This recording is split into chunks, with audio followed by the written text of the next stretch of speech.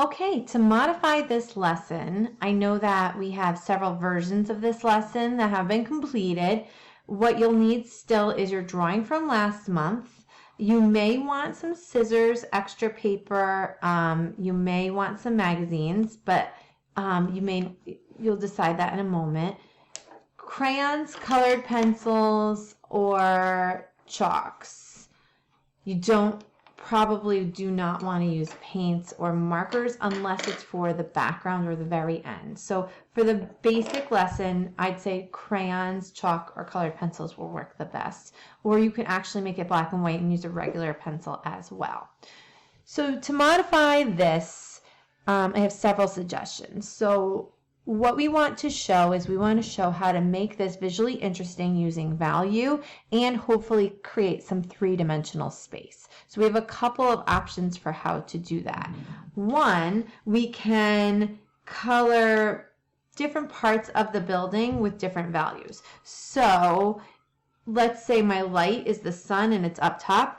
I might want to ask my student to color really dark down low. So I might outline it and say, okay, color that dark, and then cover up the rest of the building, right? So then color really, really dark, and then slide it up and say, all right, color it a little bit lighter, maybe one more layer, and then barely, barely touching. Or maybe at this point, I get a different color. So I get like a lighter blue crayon, which I obviously don't have, or color white first and then press real lightly and color with the blue. Okay, if you can get three values, that'd be great. If you can only do a light and a dark, that's fine too. So this is one option, and that works really, really well. So you just prompt for the value and maybe block some things off or outline some sections to color in.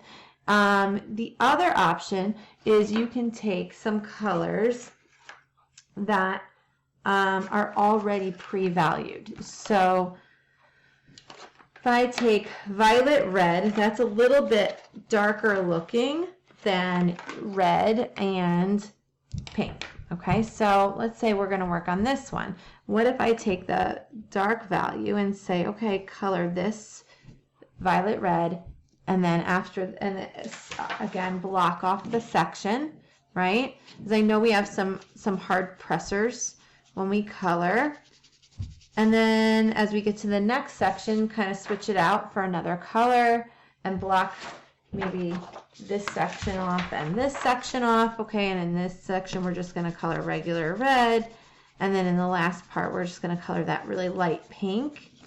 And I also could at the very end switch it to a colored pencil too, because colored pencils naturally are a little bit harder than a wax crayon, and therefore their value is a lot lighter. So here we have some value there. Okay, you can also use chalk. So if you use chalk, maybe have your student just put the color at the bottom and then use their finger or a tissue or cotton ball to pull the value up, and there you have all the different values. Okay, if that's not going to work, you can maybe instead do the value in the background. So do from dark to light. Okay, and then you would color the background. You can cut and paste different things in your background that would work or look really interesting.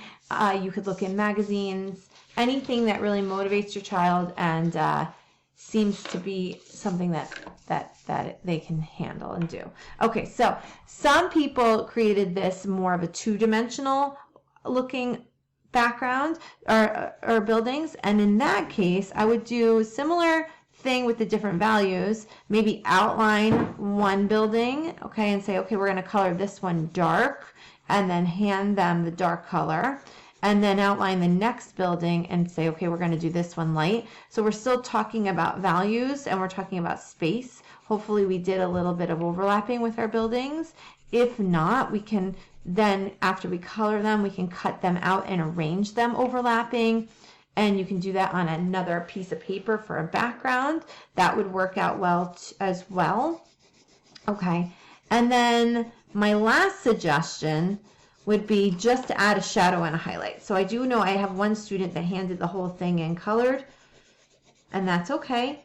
So then we can talk about, okay, if the shadow is on this side, let's color this side with black, okay? And then that would mean the highlight is on this side. So maybe I'll take white, or maybe a white chalk, neither is working, and color this side with white, okay? And you know what, if it doesn't really translate in the photograph, as mine is not really showing up well in my picture, maybe yellow, just to get the idea of a highlight. That's okay, as long as we have the conversation and we are really working on like light and shadow, okay? Email me with any suggestions, questions. I can adjust the lesson as needed as well. And basic ideas are creating 3D forms, which we can do just with overlapping, or we can do if we did the perspective assignment. I know some people did it this way and some people did it this way, and practicing just light and dark values. Be creative. Let me know what you need and I can try to provide it for you during the week. Thanks so much.